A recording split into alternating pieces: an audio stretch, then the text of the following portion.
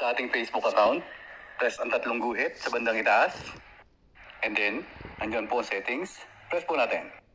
Isunod po natin ang Meta Account Center. Lalabas po dyan ngayon ang password and security. Press po natin. Makikita nyo po dyan ngayon ang Advanced Protection. As you can see, naka-turn on po yan sa aking account. Kaya, just in case naka-turn off yan sa inyong mga account, dapat i-turn on po natin.